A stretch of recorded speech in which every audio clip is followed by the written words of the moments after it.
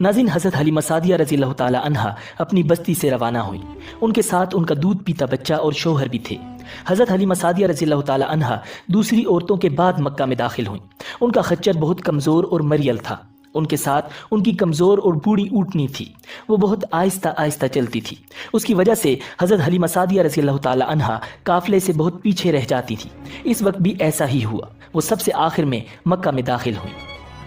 ناظرین، اس زمانے میں عرب کا دستور یہ تھا کہ جب ان کے ہاں کوئی بچہ پیدا ہوتا تو وہ دیہات سے آنے والی دائیوں کے حوالے کر دیتے تھے تاکہ دیہات میں بچے کی نشو و نما بہتر ہو اور وہ خالص عربی زبان سیکھ سکے۔ دائیوں کا قافلہ مکہ میں داخل ہوا۔ انہوں نے ان گھروں کی تلاش شروع کی جن میں بچے پیدا ہوئے تھے۔ اس طرح بہت سی دائیاں جناب عبد المطلب کے گھر بھی آئیں۔ نبی اکرم صلی اللہ علیہ وسلم کو دیکھا، لیکن جب انہیں معلوم ہوا کہ یہ بچہ تو یتیم پیدا ہوا ہے تو اس خیال سے چھوڑ کر آگے بڑھ گئیں کہ یتیم بچے کے گھرانے سے انہیں کیا ملے گا۔ اس طرح دائیاں آتی رہیں اور جاتی رہیں۔ کسی نے آپ کو دودھ پلانا منظور نہ کیا، اور کرتی بھی کیسے؟ یہ سعادت تو حضرت حلیمہ سعدیہ رضی اللہ تعالی عنہا کے حصے میں آنا تھی۔ جب حضرت حلیمہ مکہ پہنچی تو انہیں معلوم ہوا سب عورتوں کو کوئی نہ کوئی بچہ مل گیا ہے اور اب صرف وہ بغیر بچے کے رہ گئی ہیں اور اب کوئی بچہ باقی نہیں بچا۔ ہاں، ایک یتیم بچہ ضرور باقی ہے جسے دوسری عورتیں چھوڑ گئی ہیں۔ حلیمہ سعدیہ نے اپنے شوہر عبداللہ بن حارث سے کہا، خدا کی قسم مجھے یہ بات بہت ناگوار گزر رہی ہے کہ میں بچے کے بغیر جاؤں جبکہ دوسری سب عورتیں بچے لے کر جائیں۔ یہ مجھے تانے دیں گی، اس لیے کیوں نہ ہم اسی یتیم بچے کو لے لیں۔ عبداللہ بن حارث بولے، کوئی حرج نہیں، ہو سکتا ہے اللہ اسی بچے کے ذریعے ہمیں خیر و برکت عطا فرما دیں۔ چنانچہ حضرت حلیمہ سعدیہ رضی اللہ تعالی عنہا عبد المطلب کے گھر گئیں۔ جناب عبد المطلب اور حضرت آمنہ نے انہیں خوش آمدید کہا۔ پھر آمنہ انہیں بچے کے پاس لے آئیں۔ آپ اس وقت ایک اونی چادر میں لپٹے ہوئے تھے۔ وہ چادر سفید رنگ کی تھی۔ آپ کے نیچے ایک سبز رنگ کا ریشمی کپڑا پڑا تھا۔ آپ سیدھے لیٹے ہوئے تھے۔ آپ کی سانس کی آواز کے ساتھ مشک کی سی خوشبو نکل کر پھیل رہی تھی۔ حضرت حلیمہ سعدیہ رضی اللہ تعالی عنہا آپ کے حسن و جمال کو دیکھ کر حیرت زدہ رہ گئیں۔ آپ اس وقت سوئے ہوئے تھے۔ انہوں نے جگانا مناسب نہ سمجھا، لیکن جو ہی انہوں نے پیار سے اپنا ہاتھ آپ کے سینے پر رکھا، آپ مسکرا دیے اور آنکھیں کھول کر ان کی طرف دیکھنے لگے۔ حضرت حلیمہ سعدیہ رضی اللہ تعالی عنہا فرماتی ہیں، میں نے دیکھا آپ کی آنکھوں سے ایک نور نکلا جو آسمان تک پہنچ گیا۔ میں نے آپ کو گود میں اٹھا کر آپ کی دونوں آنکھوں کے درمیانی جگہ پر پیار کیا۔ پھر میں نے آپ کی والدہ اور عبد المطلب سے اجازت چاہی۔ بچے کے لیے قافلے میں آئی۔ میں نے آپ کو دودھ پلانے کے لیے گود میں لٹایا تو آپ دائیں طرف سے دودھ پینے لگے۔ پہلے میں نے بائیں طرف سے دودھ پلانا چاہا، لیکن آپ نے اس طرف سے دودھ نہ پیا۔ دائیں طرف سے آپ فوراً دودھ پینے لگے۔ بعد میں بھی آپ کی یہی عادت رہی، آپ صرف دائیں طرف سے دودھ پیتے رہے۔ بائیں طرف سے میرا بچہ دودھ پیتا رہا۔ پھر قافلہ روانہ ہوا۔ حلیمہ سعدیہ رضی اللہ تعالی عنہا فرماتی ہیں، میں اپنے خچر پر سوار ہوئی، آپ کو ساتھ لے لیا۔ اب جو ہمارا خچر چلا تو اس قدر تیز چلا کہ اس نے پورے قافلے کی سواریوں کو پیچھے چھوڑ دیا۔ پہلے وہ مریل ہونے کی بنا پر سب سے پیچھے رہتا تھا۔ میری خواتین ساتھی حیرانگی سے مخاطب ہوئیں، اے حلیمہ، یہ آج کیا ہو رہا ہے؟ تمہارا خچر اس قدر تیز کیسے چل رہا ہے؟ کیا یہ وہی خچر ہے جس پر تم آئی تھی اور جس کے لیے ایک ایک قدم اٹھانا مشکل تھا؟ جواب میں نے ان سے کہا، بے شک یہ وہی خچر ہے، اللہ کی قسم اس کا معاملہ عجیب ہے۔ پھر یہ لوگ بنو سعد کی بستی پہنچ گئے۔ ان دنوں یہ علاقہ خشک اور قحط زدہ تھا۔ حلیمہ سعدیہ رضی اللہ تعالی عنہا فرماتی ہیں، اس شام جب ہماری بکریاں چر کر واپس آئیں تو ان کے تھن دودھ سے بھرے ہوئے تھے، جبکہ اس سے پہلے ایسا نہیں ہوا کرتا تھا۔ ان میں سے دودھ بہت کم اور بہت مشکل سے نکلتا تھا۔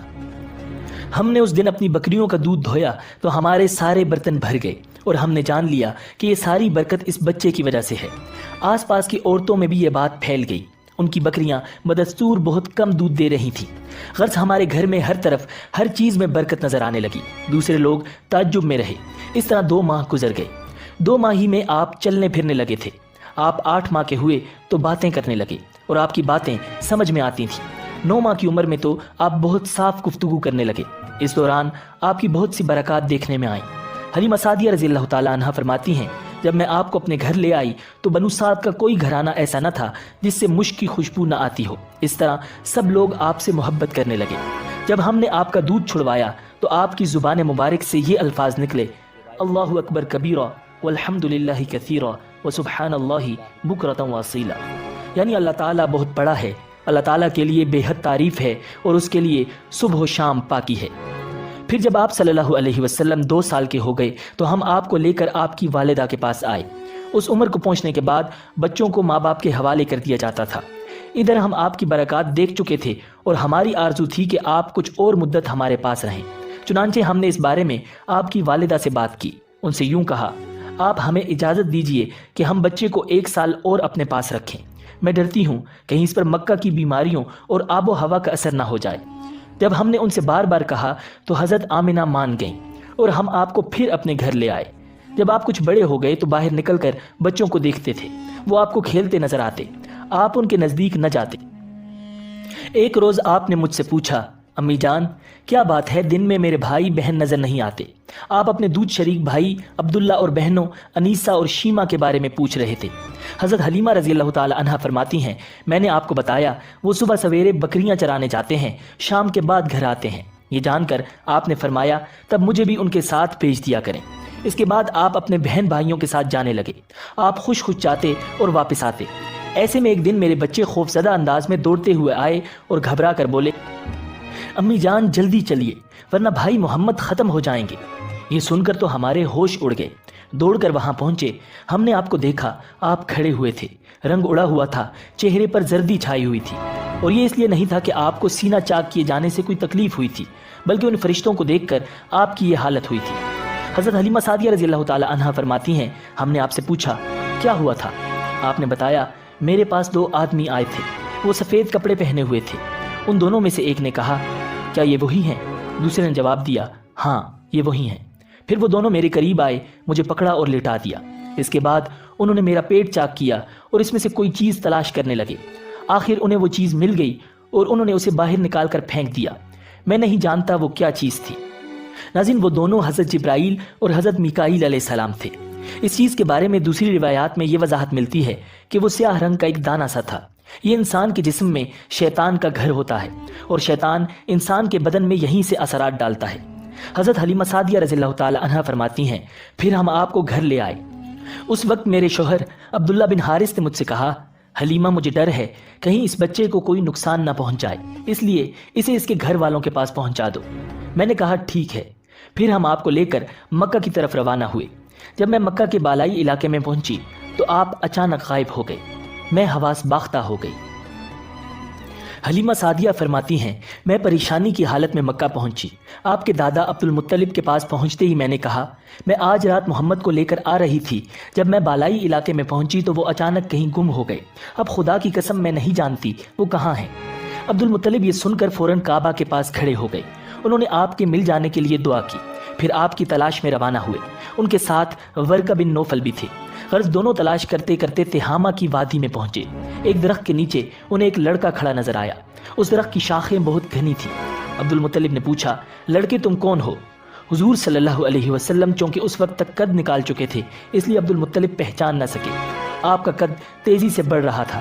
جواب میں آپ نے فرمایا، میں محمد بن عبداللہ بن عبد المطلب ہوں۔ یہ سن کر عبد المطلب بولے، تم پر میری جان قربان، میں ہی تمہارا دادا عبد المطلب ہوں۔ پھر انہوں نے آپ کو اٹھا کر سینے سے لگایا اور رونے لگے۔ آپ کو گھوڑے پر اپنے آگے بٹھایا اور مکہ کی طرف چلے۔ گھر آ کر انہوں نے بکریاں اور گائیں ذبح کی اور مکے والوں کی دعوت کی۔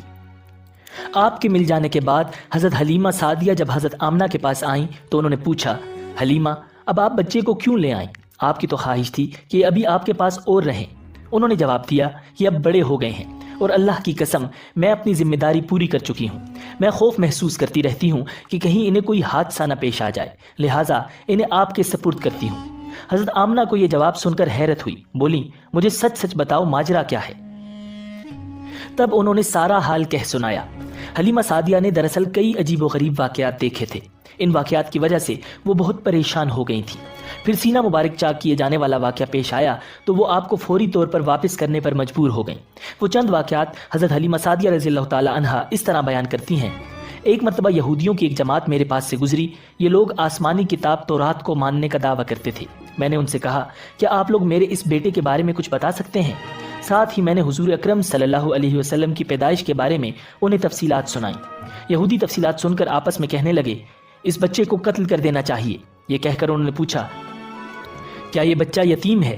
میں نے ان کی بات سن لی تھی کہ وہ ان کے قتل کا ارادہ کر رہے ہیں، سو میں نے جلدی سے اپنے شوہر کی طرف اشارہ کرتے ہوئے کہا، نہیں، یہ رہے اس بچے کے باپ۔ تب انہوں نے کہا، اگر یہ بچہ یتیم ہوتا تو ہم ضرور اسے قتل کر دیتے۔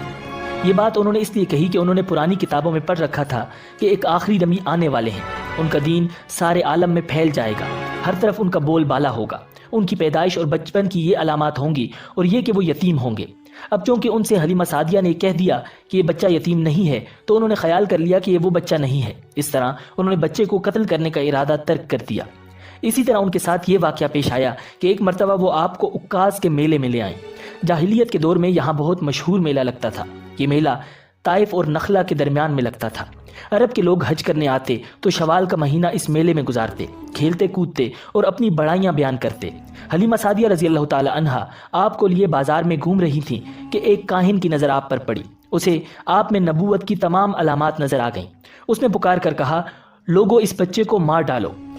حلیمہ اس کاہن کی بات سن کر گھبرا گئیں اور جلدی سے وہاں سے سرک گئیں۔ اس طرح اللہ تعالیٰ نے حضور صلی اللہ علیہ وسلم کی حفاظت فرمائی۔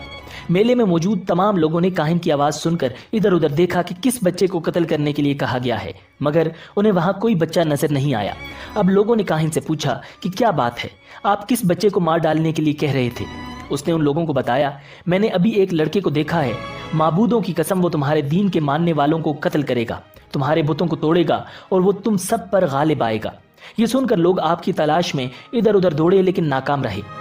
حلیمہ سعدیہ آپ صلی اللہ علیہ وسلم کو لیے واپس آ رہی تھیں کہ ذی الحجاز سے ان کا گزر ہوا۔ یہاں بھی میلہ لگا ہوا تھا۔ اس بازار میں ایک نجومی تھا، لوگ اس کے پاس اپنے بچوں کو لے کر آتے تھے۔ وہ بچوں کو دیکھ کر ان کی قسمت کے بارے میں اندازے لگاتا تھا۔ حلیمہ سعدیہ اس کے نزدیک سے گزری تو نجومی کی نظر حضور اکرم صلی اللہ علیہ وسلم پر پڑی۔ نجومی کو آپ صلی اللہ علیہ وسلم کی مہر نبوت نظر آ گئی، ساتھ ہی آپ صلی اللہ علیہ وسلم کی آنکھوں کی خاص سرخی اس نے دیکھ لی۔ وہ چلا اٹھا، اے عرب کے لوگوں، اس لڑکے کو قتل کر دو، یہ یقیناً تمہارے دین کے ماننے والوں کو قتل کرے گا، تمہارے بتوں کو توڑے گا اور تم پر غالب آئے گا۔ یہ کہتے ہوئے وہ آپ کی طرف جھپٹا، لیکن اسی وقت وہ پاگل ہو گیا اور اسی پاگل پن میں مر گیا۔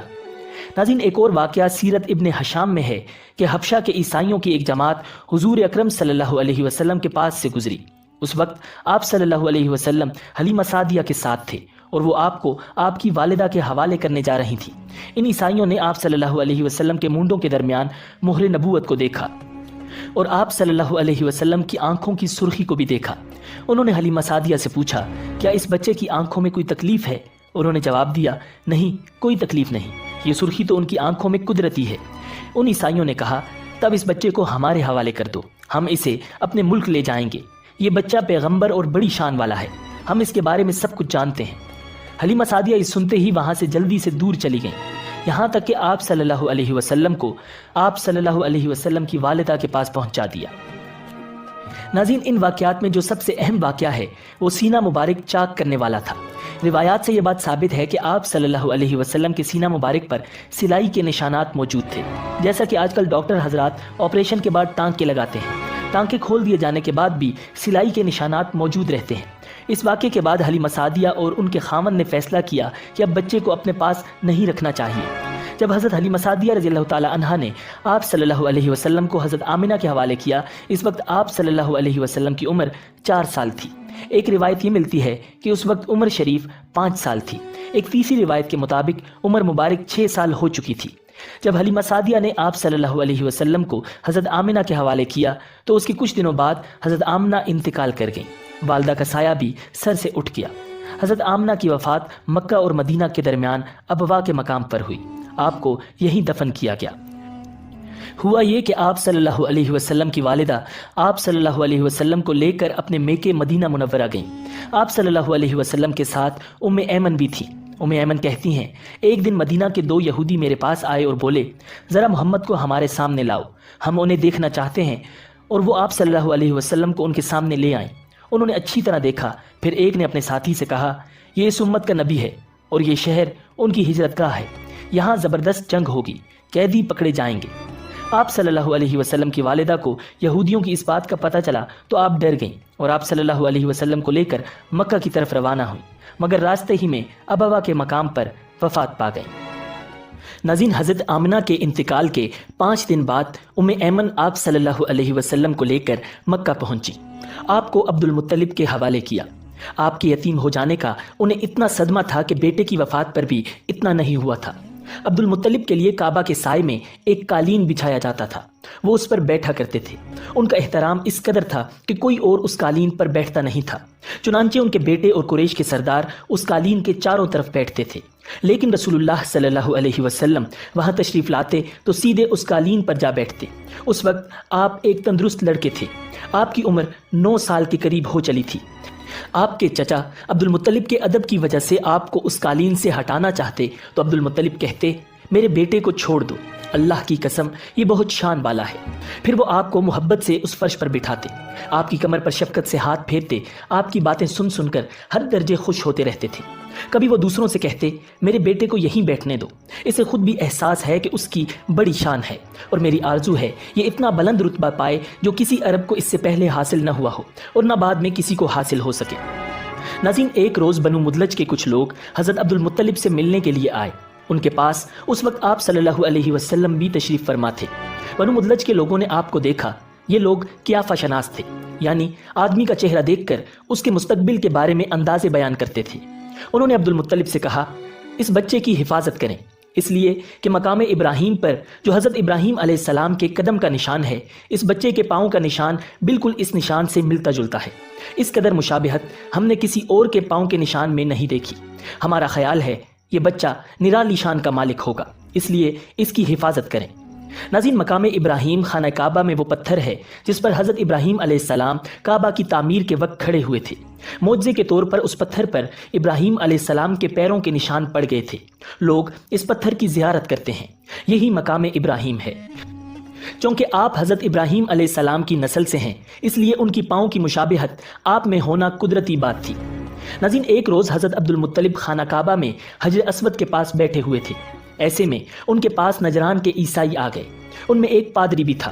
اس پادری نے عبد المطلب سے کہا، ہماری کتابوں میں ایک ایسے نبی کی علامات ہیں جو اسماعیل علیہ السلام کی اولاد میں ہونا باقی ہے۔ یہ شہر اس کی جائے پیدائش ہوگا، اس کی یہ نشانیاں ہوگی۔ ابھی یہ بات ہو رہی تھی کہ کوئی شخص آپ صلی اللہ علیہ وسلم کو لے کر وہاں آ پہنچا۔ پادری کی نظر جو ہی آپ پر پڑی وہ چونک اٹھا۔ آپ کی آنکھوں، کمر اور پیروں کو دیکھ کر وہ چلا اٹھا، وہ نبی یہی ہیں، یہ تمہارے کیا لگتے ہیں؟ عبد المطلب بولے، یہ میرے بیٹے ہیں۔ اس پر وہ پادری بولا، اوہ، تب یہ وہ نہیں ہو سکتے، اس لیے کہ ہماری کتابوں میں لکھا ہے کہ اس کے والد کا انتقال اس کی پیدائش سے پہلے ہو جائے گا۔ یہ سن کر عبد المطلب بولے، یہ دراصل میرا پوتا ہے، اس کے باپ کا انتقال اس وقت ہو گیا تھا جب یہ پیدا بھی نہیں ہوا تھا۔ اس پر پادری بولا، ہاں یہ بات ہوئی نا، آپ اس کی پوری طرح حفاظت کریں۔ ناظرین، حضرت عبد المطلب کی آپ صلی اللہ علیہ وسلم سے محبت کا یہ عالم تھا کہ کھانا کھانے بیٹھتے تو کہتے، میرے بیٹے کو لے آؤ۔ آپ تشریف لاتے تو عبد المطلب آپ کو اپنے پاس بٹھاتے، آپ کو اپنے ساتھ کھلاتے۔ بہت زیادہ عمر والے ایک صحابی ہیدا بن معاویہ رضی اللہ تعالیٰ عنہ کہتے ہیں، میں ایک مرتبہ اسلام سے پہلے جاہلیت کے زمانے میں حج کے لیے مکہ معظمہ گیا۔ وہاں بیت اللہ کا طواف کر رہا تھا۔ میں نے ایک ایسے شخص کو دیکھا جو بہت بوڑھا اور بہت لمبے قد کا تھا۔ وہ بیت اللہ کا طواف کر رہا تھا اور کہہ رہا تھا، اے میرے پروردگار، میری سواری کو محمد کی طرف پھیر دے اور اسے میرا دست و بازو بنا دے۔ میں نے اس بوڑھے کو جب یہ شعر پڑھتے سنا تو لوگوں سے پوچھا، یہ کون ہے؟ لوگوں نے بتایا، یہ عبد المطلب بن ہاشم ہے۔ انہوں نے اپنے پوتے کو اپنے ایک اونٹ کی تلاش میں بھیجا ہے، وہ اونٹ گم ہو گیا ہے، اور وہ پوتا ایسا ہے جب بھی کسی گمشدہ چیز کی تلاش میں اسے بھیجا جاتا ہے تو وہ چیز لے کر ہی آتا ہے۔ پوتے سے پہلے یہ اپنے بیٹوں کو اس اونٹ کی تلاش میں بھیج چکے ہیں، لیکن وہ ناکام لوٹ آئے ہیں۔ اب چونکہ پوتے کو گئے ہوئے دیر ہو گئی ہے، اس لیے پریشان ہیں اور دعا مانگ رہے ہیں۔ تھوڑی ہی دیر گزری تھی کہ میں نے دیکھا کہ آپ صلی اللہ علیہ وسلم اونٹ کو لیے تشریف لا رہے ہیں۔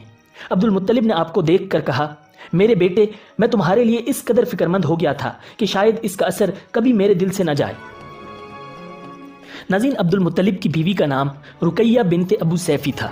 وہ کہتی ہیں، قریش کئی سال سے سخت قحط سالی کا شکار تھے، بارشیں بالکل بند تھیں، سب لوگ پریشان تھے۔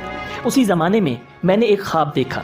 کوئی شخص خواب میں کہہ رہا تھا، اے قریش کے لوگوں، تم میں سے ایک نبی ظاہر ہونے والا ہے، اس کے ظہور کا وقت آ گیا ہے، اس کے ذریعے تمہیں زندگی ملے گی، یعنی خوب بارشیں ہوں گی، سرسبزی اور شادابی ہوگی۔ تم اپنے لوگوں میں سے ایک ایسا شخص تلاش کرو جو لمبے قد کا ہو، گورے رنگ کا ہو، اس کی پلکیں گھنی ہوں، بھویں اور ابرو ملے ہوئے ہوں، اور وہ شخص اپنی تمام اولاد کے ساتھ نکلے اور تم میں سے ہر خاندان کا ایک آدمی نکلے، سب پاک صاف ہوں اور خوشبو لگائیں۔ وہ حجر اسود کو بوسہ دیں، پھر سب جبل ابو قیس پر چڑھ جائیں۔ پھر وہ شخص جس کا حلیہ بتایا گیا ہے آگے بڑھے اور بارش کی دعا مانگے اور تم سب آمین کہو تو بارش ہو جائے گی۔ صبح ہوئی تو رقیہ نے اپنا یہ خواب قریش سے بیان کیا۔ انہوں نے ان نشانیوں کو تلاش کیا تو سب کی سب نشانیاں انہیں عبد المطلب میں مل گئیں۔ چنانچہ سب ان کے پاس جمع ہوئے، ہر خاندان سے ایک ایک آدمی آیا، ان سب نے شرائط پوری کی۔ اس کے بعد سب ابو قیس پہاڑ پر چڑھ گئے۔ ان میں نبی اکرم صلی اللہ علیہ وسلم بھی شامل تھے، آپ اس وقت نوعمر تھے۔ پھر عبد المطلب آگے بڑھے اور انہوں نے یوں دعا کی، اے اللہ، یہ سب تیرے غلام ہیں، تیرے غلاموں کی اولاد ہیں، تیری باندیاں ہیں اور تیری باندیوں کی اولاد ہیں۔ ہم پر جو برا وقت آ پڑا ہے تو دیکھ رہا ہے، ہم مسلسل قحط سالی کا شکار ہیں۔ اب اونٹ، گائیں، گھوڑے، خچر اور گدھے سب کچھ ختم ہو چکے ہیں اور جانوروں پر بنائی ہے، اس لیے ہماری یہ خشک سالی ختم فرما دے، ہمیں زندگی اور سرسبزی اور شادابی عطا فرما دے۔ ابھی یہ دعا مانگ ہی رہے تھے کہ بارش شروع ہو گئی، وادیاں پانی سے بھر گئیں۔ لیکن اس بارش میں ایک بہت عجیب بات ہوئی، اور وہ عجیب بات یہ تھی کہ قریش کو یہ سیرابی ضرور حاصل ہوئی، مگر یہ بارش قبیلہ قیس اور قبیلہ مضر کی قریبی بستیوں میں بالکل نہ ہوئی۔ اب لوگ بہت حیران ہوئے کہ یہ کیا بات ہوئی، ایک قبیلے پر بارش اور آس پاس کے سب قبیلے بارش سے محروم۔ تمام قبیلوں کے سردار جمع ہوئے، اس سلسلے میں بات چیت شروع ہوئی۔ ایک سردار نے کہا، ہم زبردست قحط اور خشک سالی کا شکار ہیں، جبکہ قریش کو اللہ تعالیٰ نے بارش عطا کی ہے اور یہ عبد المطلب کی وجہ سے ہوا ہے، اس لیے ہم سب ان کے پاس چلتے ہیں، اگر وہ ہمارے لیے دعا کر دیں تو شاید اللہ رب العزت ہمیں بھی بارش دے دے۔ یہ مشورہ سب کو پسند آیا، چنانچہ یہ لوگ مکہ معظمہ میں آئے اور عبد المطلب سے ملے، انہیں سلام کیا، پھر ان سے کہا، اے عبد المطلب، ہم کئی سال سے خشک سالی کے شکار ہیں، ہمیں آپ کی برکت کے بارے میں معلوم ہوا ہے، اس لیے مہربانی فرما کر آپ ہمارے لیے بھی دعا کریں، اس لیے کہ اللہ تعالیٰ نے آپ کی دعا سے قریش کو بارش عطا کی ہے۔ ان کی بات سن کر عبد المطلب نے کہا، اچھی بات ہے، میں کل میدان عرفات میں آپ لوگوں کے لیے بھی دعا کروں گا۔ دوسرے دن صبح سویرے عبد المطلب میدان عرفات کی طرف روانہ ہوئے، ان کے ساتھ دوسرے لوگوں کے علاوہ ان کے بیٹے اور اللہ کے رسول صلی اللہ علیہ وسلم بھی تھے۔ عرفات کے میدان میں عبد المطلب کے لیے ایک کرسی بچھائی گئی، وہ اس پر بیٹھ گئے۔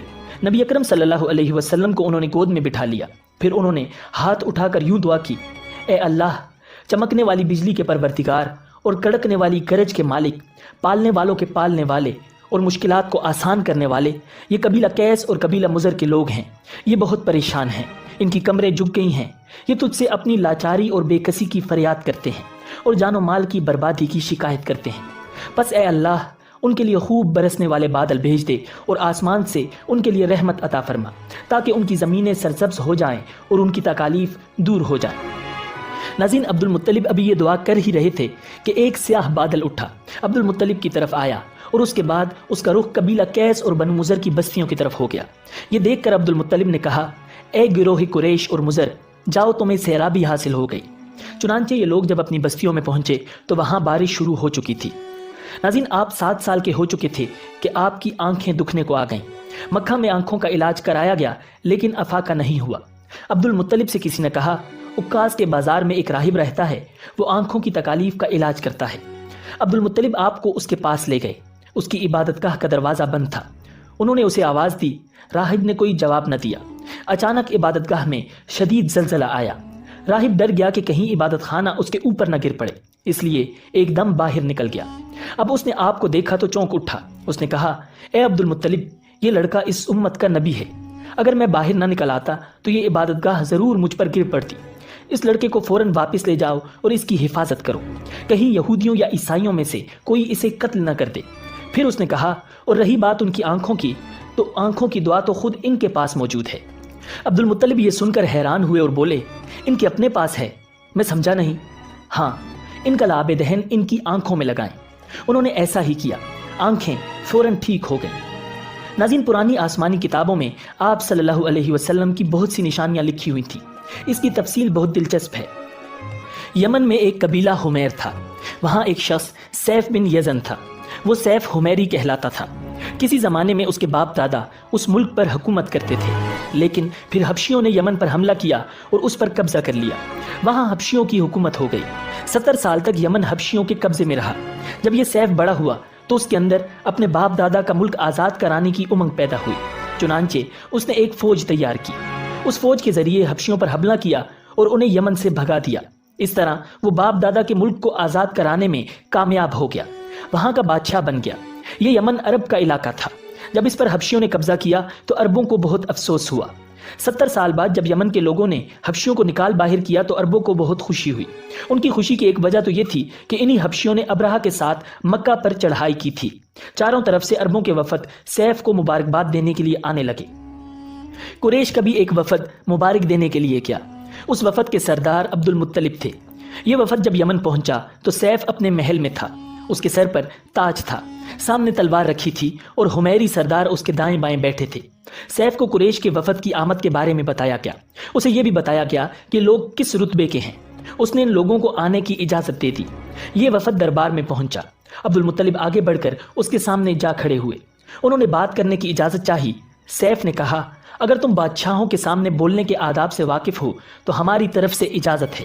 تب عبد المطلب نے کہا، اے بادشاہ، ہم کعبہ کے خادم ہیں، اللہ کے گھر کے محافظ ہیں، ہم آپ کو مبارکباد دینے آئے ہیں۔ یمن پر حبشی حکومت ہمارے لیے بھی بوجھ بنی ہوئی تھی، آپ کو مبارک ہو۔ آپ کے اس کارنامے سے آپ کے بزرگوں کو بھی عزت ملے گی اور آنے والی نسلوں کو بھی وقار حاصل ہوگا۔ سیف ان کے الفاظ سن کر بہت خوش ہوا، بے اختیار بول اٹھا، اے شخص، تم کون ہو؟ کیا نام ہے تمہارا؟ انہوں نے کہا، میرا نام عبد المطلب بن ہاشم ہے۔ سیف نے ہاشم کا نام سن کر کہا، تب تو تم ہماری بہن کے لڑکے ہو۔ عبد المطلب کی والدہ مدینے کے قبیلے خزرج کی تھی اور خزرج کا قبیلہ دراصل یمن کا تھا، اس لیے سیف نے ہاشم کا نام سن کر کہا، تب تو تم ہماری بہن کے لڑکے ہو۔ پھر اس نے کہا، ہم آپ سب کو خوش آمدید کہتے ہیں، آپ کے جذبات کی قدر کرتے ہیں۔ اس کے بعد قریش کے وفد کو سرکاری مہمان خانے میں ٹھہرا دیا گیا۔ ان کی خوب خاطر مدارت کی گئی، یہاں تک کہ 1 ماہ گزر گیا۔ 1 ماہ کی مہمان نوازی کے بعد سیف نے انہیں بلایا۔ عبد المطلب کو اپنے پاس بلا کر اس نے کہا، اے عبد المطلب، میں اپنے علم کے پوشیدہ رازوں میں سے ایک راز تمہیں بتا رہا ہوں۔ تمہارے علاوہ کوئی اور ہوتا تو میں ہرگز نہ بتاتا۔ تم اس راز کو اس وقت تک راز ہی رکھنا جب تک کہ خود اللہ تعالیٰ اس راز کو ظاہر نہ فرما دے۔ ہمارے پاس ایک پوشیدہ کتاب ہے، وہ پوشیدہ رازوں کا ایک خزانہ ہے، ہم دوسروں سے اس کو چھپا کر رکھتے ہیں۔ میں نے اس کتاب میں ایک بہت عظیم الشان خبر اور ایک بڑے خطرے کے بارے میں پڑھ لیا ہے، اور وہ آپ کے بارے میں ہے۔ عبد المطلب یہ باتیں سن کر حد درجے حیرت زدہ ہوئے اور پکار اٹھے، میں سمجھا نہیں، آپ کہنا کیا چاہتے ہیں؟ سنو عبد المطلب، جب تہامہ کی وادی یعنی مکہ میں ایک ایسا بچہ پیدا ہو جس کے دونوں کندھوں کے درمیان بالوں کا گچھا یعنی مہر نبوت ہو تو اسے امامت اور سرداری حاصل ہوگی، اور اس کی وجہ سے تمہیں قیامت تک کے لیے اعزاز ملے گا، عزت ملے گی۔ عبد المطلب نے یہ سن کر کہا، اے بادشاہ، اللہ کرے آپ کو بھی ایسی خوشبختی میسر آئے۔ آپ کی ہیبت مجھے روک رہی ہے، ورنہ میں آپ سے پوچھتا کہ اس بچے کا زمانہ کب ہوگا۔ بادشاہ نے جواب میں کہا، یہی اس کا زمانہ ہے، وہ اسی زمانے میں پیدا ہوگا یا پیدا ہو چکا ہے۔ اس کا نام محمد ہوگا۔ اس کی والدہ کا انتقال ہو جائے گا، اس کے دادا اور چچا اس کی پرورش کریں گے۔ ہم بھی اس کے آرزو مند رہے کہ وہ بچہ ہمارے ہاں پیدا ہو۔ اللہ تعالیٰ اسے کھلے عام ظاہر فرمائے گا اور اس کے لیے ہم میں سے یعنی مدینے کے قبیلے خزرج میں اس نبی کے مددگار بنائے گا۔ ان کے ذریعے اس نبی کے خاندان اور قبیلے والوں کو عزت حاصل ہوگی، اور ان کے ذریعے اس کے دشمنوں کو ذلت ملے گی، اور ان کے ذریعے وہ تمام لوگوں سے مقابلہ کرے گا، اور ان کے ذریعے زمین کے اہم علاقے فتح ہو جائیں گے۔ وہ نبی رحمان کی عبادت کرے گا، شیطان کو دھمکائے گا، آتش کدوں کو ٹھنڈا کرے گا یعنی آپ کے پجاریوں کو مٹائے گا، بتوں کو توڑ ڈالے گا۔ اس کی ہر بات آخری فرمان ہوگی، اس کے احکامات انصاف والے ہوں گے۔ وہ نیک کاموں کا حکم دے گا، خود بھی ان پر عمل کرے گا، برائیوں سے روکے گا، ان کو مٹا ڈالے گا۔ ناظرین، عبد المطلب نے سیف بن یزن کو دعا دی، پھر کہا، کچھ اور تفصیل بیان کریں۔ بات ڈھکی چھپی ہے اور علامتیں پوشیدہ ہیں، مگر اے عبد المطلب، اس میں شبہ نہیں کہ تم اس کے دادا ہو۔ عبد المطلب یہ سن کر فوراً سجدے میں گر گئے، اور پھر سیف نے ان سے کہا، اپنا سر اٹھاؤ، اپنی پیشانی اونچی کرو اور مجھے بتاؤ، جو کچھ میں نے تم سے کہا ہے، کیا تم نے ان میں سے کوئی علامت اپنے ہاں دیکھی ہے؟ اس پر عبد المطلب نے کہا، ہاں، میرا ایک بیٹا تھا، میں اسے بہت چاہتا تھا۔ میں نے ایک شریف اور معزز لڑکی آمنہ بنت وہب بنت عبد مناف سے اس کی شادی کر دی۔ وہ میری قوم کے انتہائی باعزت خاندان سے تھی۔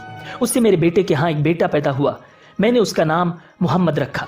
اس بچے کا باپ اور ماں دونوں فوت ہو چکے ہیں، اب میں اور اس کا چچا ابو طالب اس کی دیکھ بھال کرتے ہیں۔ اب سیف نے ان سے کہا، میں نے تمہیں جو کچھ بتایا ہے وہ واقعہ اسی طرح ہے، اب تم اپنے پوتے کی حفاظت کرو، اسے یہودیوں سے بچائے رکھو، اس لیے کہ وہ اس کے دشمن ہیں۔ یہ اور بات ہے کہ اللہ تعالیٰ ہرگز ان لوگوں کو ان پر قابو نہیں پانے دے گا، اور میں نے جو کچھ آپ کو بتایا ہے اس کا اپنے قبیلے والوں سے ذکر نہ کرنا۔ مجھے ڈر ہے کہ ان باتوں کی وجہ سے ان لوگوں میں حسد اور جلن نہ پیدا ہو جائے۔ یہ لوگ سوچ سکتے ہیں یہ عزت اور بلندی آخر انہیں کیوں ملنے والی ہے۔ یہ لوگ ان کے راستے میں رکاوٹیں کھڑی کریں گے۔ اگر یہ لوگ اس وقت تک زندہ نہ رہے تو ان کی اولادیں یہ کام کریں گی۔ اگر مجھے یہ معلوم نہ ہوتا کہ اس نبی کے ظہور سے پہلے ہی موت مجھے آ لے گی تو میں اپنے اونٹوں اور قافلے کے ساتھ روانہ ہوتا اور ان کی سلطنت کے مرکز یثرب پہنچتا، کیونکہ میں اس کتاب میں یہ بات پاتا ہوں کہ شہر یثرب ان کی سلطنت کا مرکز ہوگا، ان کی طاقت کا سرچشمہ ہوگا، ان کی مدد اور نصرت کا ٹھکانہ ہوگا اور ان کی وفات کی جگہ ہوگی، اور انہیں دفن بھی یہیں کیا جائے گا۔ اور ہماری کتاب پچھلے علوم سے بھری پڑی ہے۔ مجھے پتا ہے کہ اگر میں اسی وقت ان کی عظمت کا اعلان کروں تو خود ان کے لیے اور میرے لیے خطرات پیدا ہو جائیں گے۔ یہ ڈر نہ ہوتا تو میں اسی وقت ان کے بارے میں یہ تمام باتیں سب کو بتا دیتا، عربوں کے سامنے ان کی سربلندی اور اونچے رتبے کی داستانیں سنا دیتا، لیکن میں نے یہ راز تمہیں بتایا ہے، تمہارے ساتھیوں میں سے کسی کو نہیں بتایا۔ اس کے بعد اس نے عبد المطلب کے ساتھیوں کو بلایا، ان میں سے ہر ایک کو 10 حبشی غلام، 10 حبشی باندیاں اور دھاری دار یمنی چادریں، بڑی مقدار میں سونا چاندی، 100 اونٹ اور عنبر کے بھرے ڈبے دیے۔ پھر عبد المطلب کو اس سے 10 گنا زیادہ دیا اور بولا، سال گزرنے پر میرے پاس ان کی خبر لے کر آنا اور ان کے حالات بتانا۔ سال گزرنے سے پہلے ہی اس بادشاہ کا انتقال ہو گیا۔ عبد المطلب اکثر اس بادشاہ کا ذکر کیا کرتے تھے۔ ناظرین، آپ صلی اللہ علیہ وسلم کی عمر 8 سال کی ہوئی تو عبد المطلب کا انتقال ہو گیا۔ اس طرح ایک عظیم سرپرست کا ساتھ چھوٹ گیا۔ اس وقت عبد المطلب کی عمر 95 سال تھی۔ تاریخ کی بعض کتابوں میں ان کی عمر اس سے بھی زیادہ لکھی ہے۔ جس وقت عبد المطلب کا انتقال ہوا، آپ صلی اللہ علیہ وسلم ان کی چارپائی کے پاس موجود تھے۔ آپ رونے لگے۔ عبد المطلب کو اجون کے مقام پر ان کے دادا قصی کے پاس دفن کیا گیا۔ مرنے سے پہلے انہوں نے نبی اکرم صلی اللہ علیہ وسلم کو اپنے بیٹے ابو طالب کے حوالے کیا۔ اب ابو طالب آپ کے نگران ہوئے، انہیں بھی آپ سے بے تحاشا محبت ہو گئی۔ ان کے بھائی عباس اور زبیر بھی آپ کا بہت خیال رکھتے تھے۔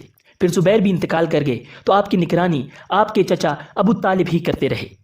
ناظرین، پھر کیسے حضرت ابو طالب نے آپ صلی اللہ علیہ وسلم کی پرورش کی اور اس کے بعد آپ صلی اللہ علیہ وسلم کی زندگی میں کیا حالات و واقعات پیش آئے، جاننے کے لیے سبسکرائب کیجئے ہمارا چینل اسلامک ورلڈ ویو اور دیکھیے سیرت نبوی صلی اللہ علیہ وسلم سیریز کا نیکسٹ ایپیسوڈ۔